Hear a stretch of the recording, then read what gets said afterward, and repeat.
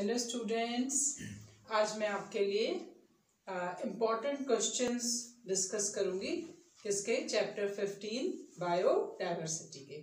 और मेरा सर्वे ये कहता है कि जो मैं क्वेश्चन आपको कराने वाली हूँ आज, उसमें से एटलीस्ट आपको 5 मार्क के क्वेश्चन ज़रूर इस साल 21 के एग्ज़ाम में आएंगे।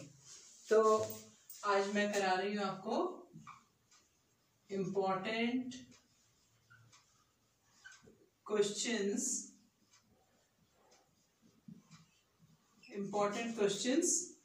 for chapter number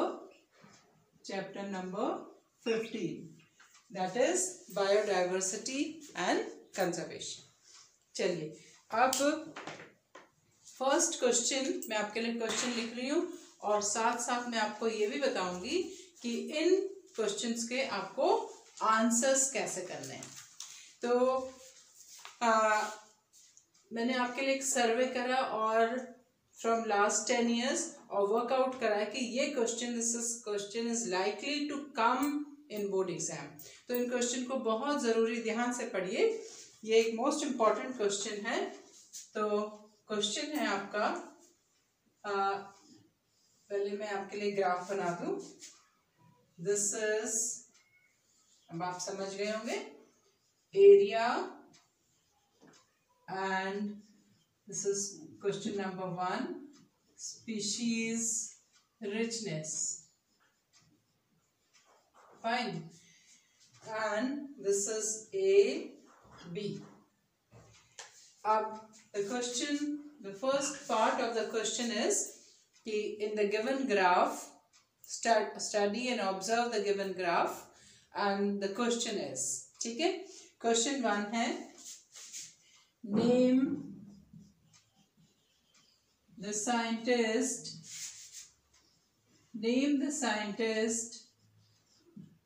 who gave this relation,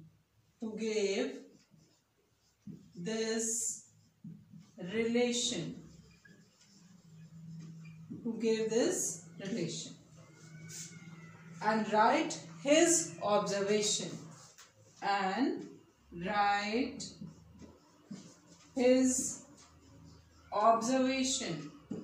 observations. Name the scientist and who gave this relation और उसका observation लिखिए। Then here it's already given that S is equal to CA raised to the power Z, and this is log, I should write here, this is log S is equal to log C plus Z log A. This is on log scale और ये क्या है आपका hyperbola, ठीक है। Now this was question A. Question B, what does the Z stands for? What does Z stands for? What does the Z stands for? Next question is, under what condition, the C part, under what condition value of Z remains 0.1 to 0.2. This is 1, and the second is 0.6 to 1.2.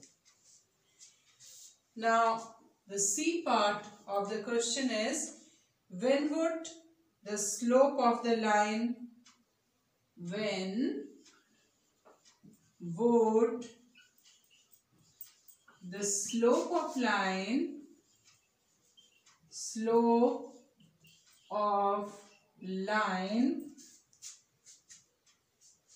B will be steeper.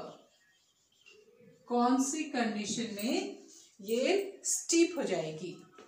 तो अब आप ये questions को answer कैसे करेंगे? This question carries 3 marks. How to answer this question? सबसे जरूरी है कि आप क्वेश्चन का आंसर कैसे करेंगे. चलिए, अब इस क्वेश्चन का आंसर करने के लिए आप क्या करेंगे कि सबसे पहले पार्ट क्या है? Name the scientist who gave this relation and right his observation. तो मैं इसका आंसर आपको बताती हूँ. आंसर फॉर दिस इज, आपको पता है कि who has given this relation? Alexander Humboldt, है ना. तो आपका इसको आप अलेक्जेंडर वॉन हमबोल्ट आप शॉर्ट फॉर्म में भी लिख सकते हैं, पर आप इसका पूरा नाम लिखेंगे तो अच्छा है. This is Alexander von Humboldt. This is Alexander von Humboldt is a scientist. What was his observation?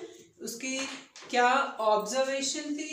Observation आपको लिखनी है कि his observation was that value of z remain constant. क्या ऑब्जर्वेशन थी? कि value of z is what? Constant, irrespective of the place and the taxa. ठीक है. Value of z remain constant irrespective of what? Place, in every place and all taxa. ठीक है. इसलिए मैंने short form में लिख दिया कि चाहे कोई सी जगह हो, कोई से भी ऑर्गेनिज्म हो, z का वैल्यू हमेशा क्या रहेगी? कांस्टेंट रहेगी. फाइन. आप एक बार एक्सप्लोर करेंगे, सेकंड टाइम एक्सप्लोर करेंगे, वैल्यू आपकी it might increase second time, but फिर आप बार बार एक्सप्लोर करेंगे. More you explore, then the value of z will remain constant. This was his observation. Fine. अच्छा, अब second part of the question was, ये मैंने सेकंड पार्ट रब कर दिया, लेकिन मैं आपको बताती हूँ कि आंसर बी आप कैसे करेंगे. आपको मेन चीज ये है कि जो आपसे पूछा गया है वो ही एक रेलेवेंट सा आप क्या करेंगे? आंसर लिखेंगे. आपने क्वेश्चन नोट कर लिया होगा. The second part of the question, what is z stands for? z क्या है आपका? z is the regression coefficient. क्या है? ये आपकी बुक में लिखा है. This is regression coefficient. Regression coefficient z stands for. Fine. So under what condition the value of z changes? ये क्या है? This was a, ये आपके regression coefficient, ये आपका हो गया. Stands for under what condition the value of z changes. तो ये इसका आंसर मैं बताती हूँ. कौन सी कंडीशन में z का वैल्यू चेंज हो जाएगी? This is here it will remain what? Same.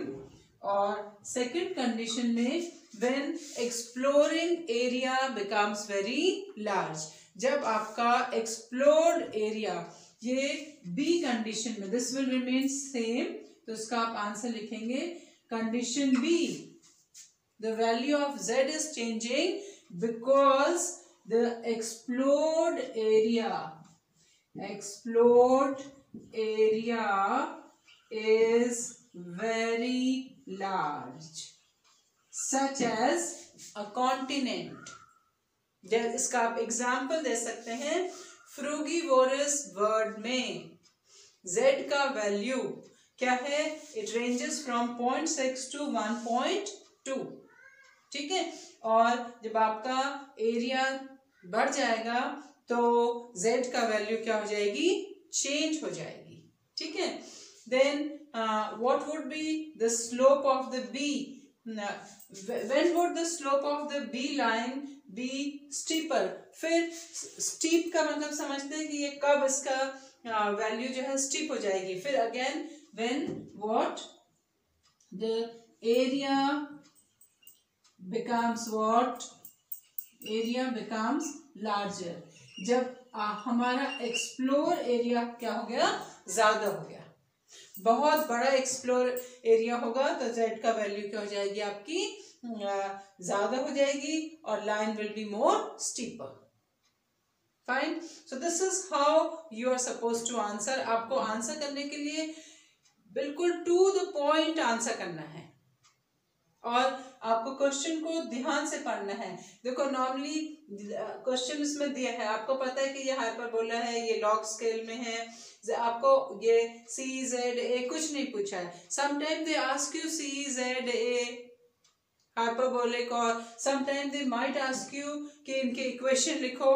तो क्वेश्चन आपको अलग अलग तरीके से आ सकते हैं, लेकिन ये वाला क्वेश्चन जो अलेक्जेंडर हम्बोल्ट की इक्वेशन है, स्पीशीज एरिया रिलेशनशिप है, ये एक इम्पॉर्टेंट क्वेश्चन है. ठीक है, क्योंकि हमने साइंटिस्ट का नाम यहाँ पर आपको पूछा गया है, इसलिए मैं आपको एक और बहुत इम्पॉर्टेंट बात बता दूं कि आपके इस चैप्टर में आपको 5 साइंटिस्ट के नेम है और ये 5 साइंटिस्ट के नेम आप जरूर एक जगह लिख के इनको याद कर लो.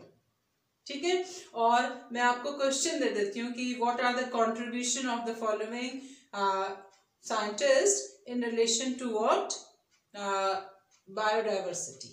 ठीक है, तो ये जो साइंटिस्ट के नेम्स हैं कि इन्होंने क्या क्या दिया और who has given the concept of. आपको अब तो पैराग्राफ भी आने लग गया है और आपको पूछ सकते हैं कि किसने, आपको मैच करने के लिए भी आ सकता है.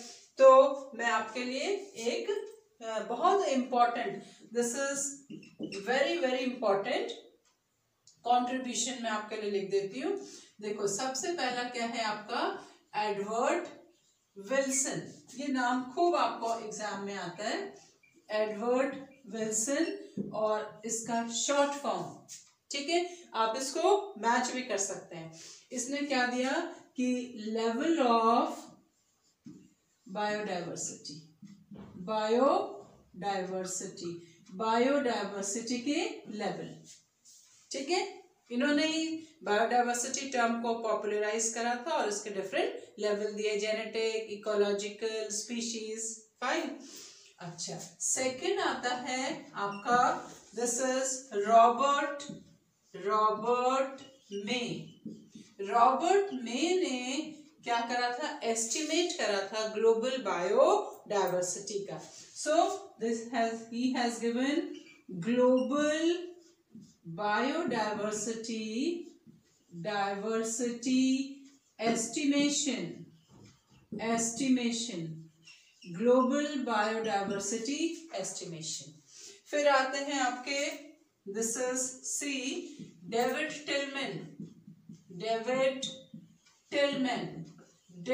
टिलमैन ने क्या कहा आपका कि ज्यादा स्पीशीज होने से बायोमास में वेरिएशन कम होता है, मोर स्पीशीज होने से प्रोडक्टिविटी ज्यादा होती है. ठीक है, इनके 2 पॉइंट थे. तो he said number one he said more species, मैं इसको शॉर्ट फॉर्म में लिख देती हूँ, more species then there will be less variation in total biomass में वेरिएशन कम होगा. सेकेंड पॉइंट इनका था कि higher is a diversity, increased diversity, ये जो आपकी इंक्रीज्ड डाइवर्सिटी है विल कॉज हायर प्रोडक्टिविटी.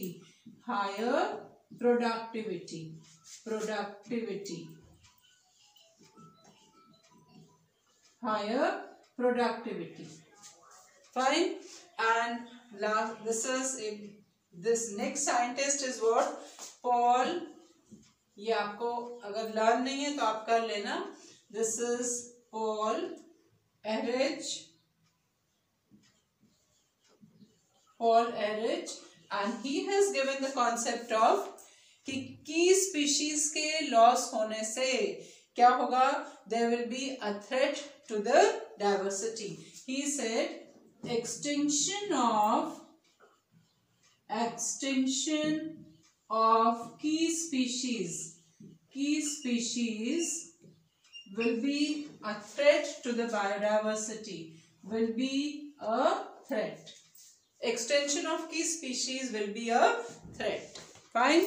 जिसने रिवर्ट पॉपर हाइपोथेसिस दिए हैं, आपको याद होगा, इसको आप और भी यहां से याद कर लेना. This is rivet popper hypothesis. Rivet popper hypothesis, ये rivet popper hypothesis commonly we call it, is given by whom? Paul Ehrlich ने. कि हायर ये extinction sorry, this is what? extinction of key species is a threat to the biodiversity.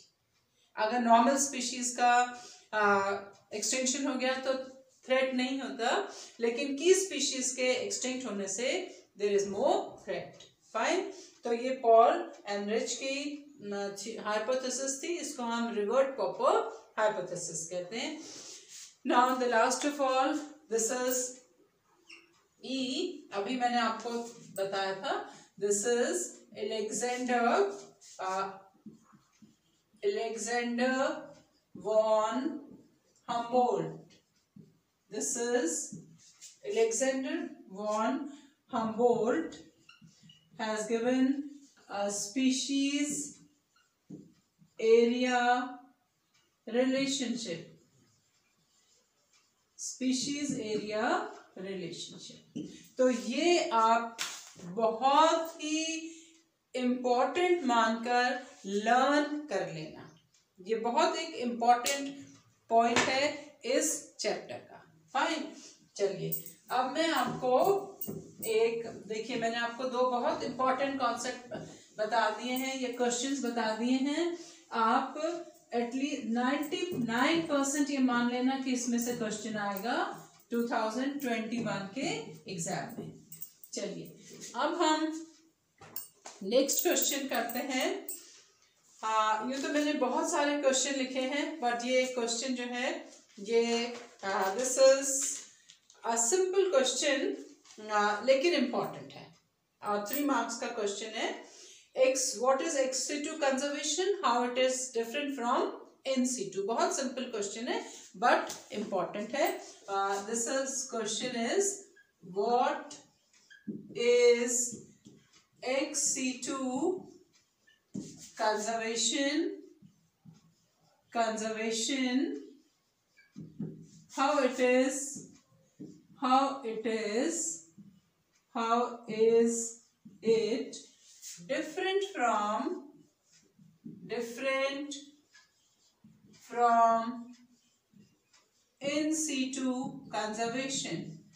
In situ conservation. अब इसके answer के लिए आप क्या करेंगे? सबसे पहले आप एक्स सिटू का डेफिनेशन लिखेंगे. आप you will define ex situ.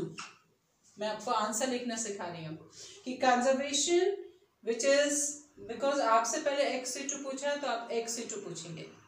The conservation outside creating a special condition, और फिर आप डिफाइन करेंगे किसको? इन situ conservation. Fine. And then you will, देखो ये 3 मार्क्स का क्वेश्चन है, तो आप पहले ex situ डिफाइन करेंगे, in situ का preservation of the plant and animal species within their natural habitat. और फिर आपने क्या करना है, इसके लिए डिफरेंशिएट करना है. This is ex situ conservation and this is what in situ conservation. और आप इसकी क्या करेंगे, एक लिस्ट बनाएंगे, ठीक है। और ex situ में मैं आपको बता दे रही हूँ क्या क्या लिखेंगे आप लिखेंगे zoological park, you will write national park, wild life sanctuaries, ठीक है। आप इसमें लिखेंगे cryo preservation, you will right gene bank आप लिख सकते हैं। आप टिश्यू कल्चर लिख सकते हैं, इसमें टिश्यू कल्चर, ये सब क्या है, एक्स सिटू प्रेजर्वेशन है। इन सिटू प्रेजर्वेशन में आप लिखेंगे हॉटस्पॉट्स, ठीक है। फिर आप लिखेंगे sacred groves, then you will write biosphere reserves,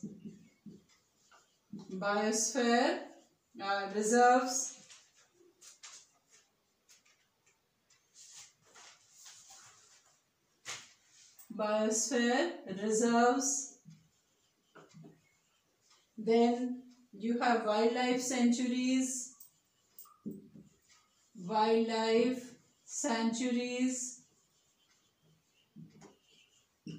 then you will write Ramsar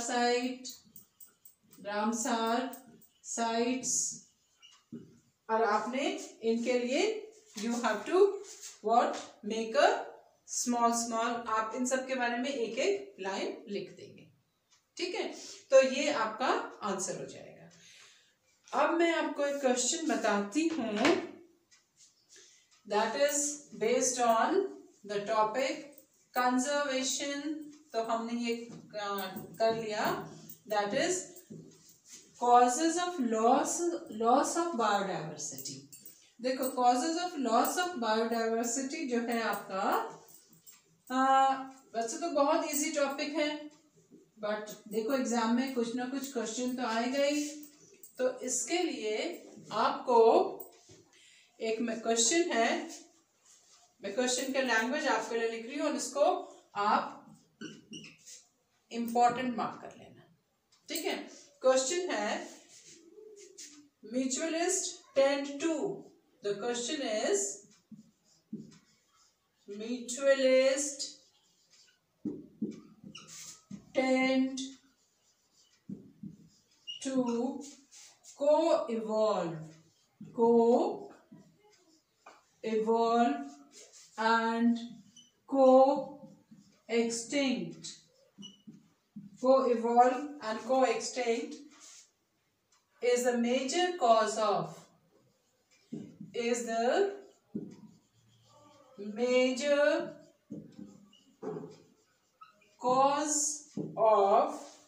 loss of biodiversity.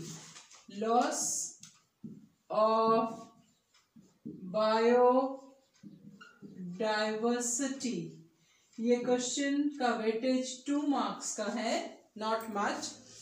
इस क्वेश्चन को आप कैसे आंसर करेंगे? क्वेश्चन आप समझ गए होंगे। म्यूचुअलिज्म में there is a co-evolution and co-extinction. It is a cause of loss of biodiversity. Yeah, it is a major cause of the loss of biodiversity. You have to justify the statement by giving an example, or they say explain with example.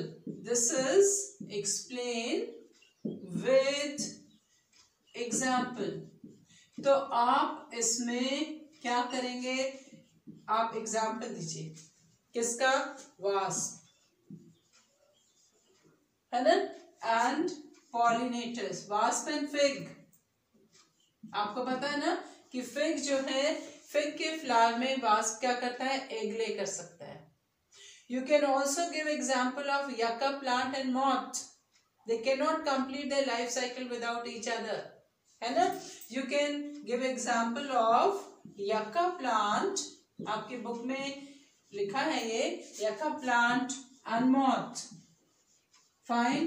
You can give example of plants and pollinators. So बिना example के आपको इसमें marks नहीं मिलेंगे. You can learn these example. Fine. देखो last year आपका alien species invasion आ गया है, तो अगर लॉस ऑफ बायोडाइवर्सिटी में से अगर कोई क्वेश्चन आएगा तो ये क्वेश्चन आपका इंपॉर्टेंट है ना. इसमें क्या है आपका को एवोल्यूशन, एक साथ इवॉल्व होते हैं और एक साथ एक्सटिंक्ट हो जाते हैं. अगर प्रीडेटर नहीं है तो पैरासाइट भी नहीं रहेगा. फाइन. तो ये मैंने आपको एक क्वेश्चन कराया.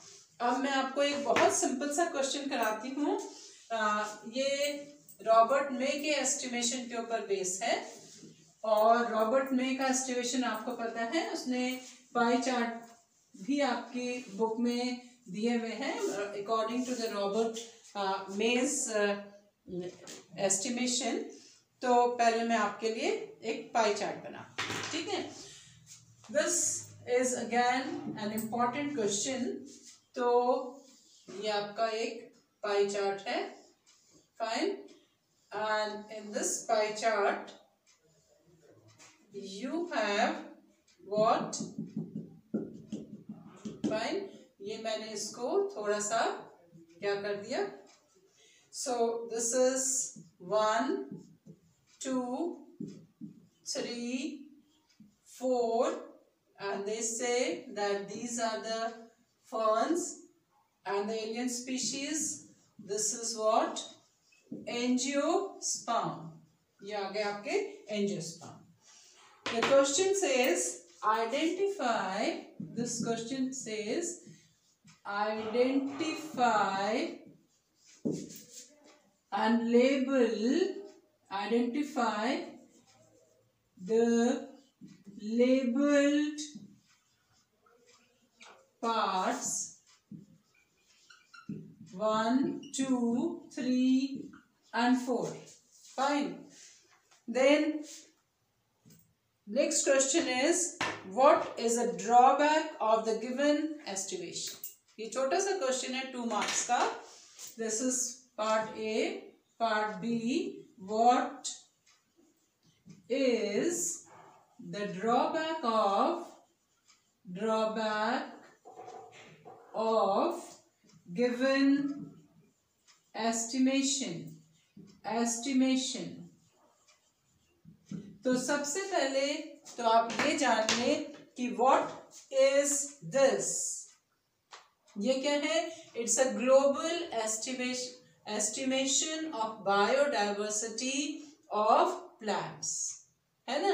आपकी बुक में ये पाई चार्ट दिए हुए हैं. ये एक्चुअली डायग्राम किसका है? It is a global biodiversity of plants. Plant की ग्लोबल बायोडाइवर्सिटी का एक पाई चार्ट है. Number 1 thing. अब आपसे पूछा है identify the label part 1 2 and 3. 1 आपको पता है सबसे कम एस्टिमेशन. अगर आपको याद हो, it is a learning part. तो 1 is what? Lichens. आप इसको ऐसे ही आंसर करेंगे. 2 is what? Algae. 3 आपको मालूम है angiosperm and fungi are very much. So 3 is what? Fungi. It is a learning part. And 4th is your mosses. 4th is moss. ये क्या है? आपकी mosses है. Now what is the drawback of the given estimation? ये एक बड़ा important सवाल है. तो इस estimation का drawback क्या है? Drawback है कि this does not give the estimation of prokaryotes. देखो इसमें prokaryotic organism कहीं भी unicellular organism कहीं भी इसमें जो है mention नहीं करे हैं. ठीक है. So the answer would be for this. The answer would be there is no estimation of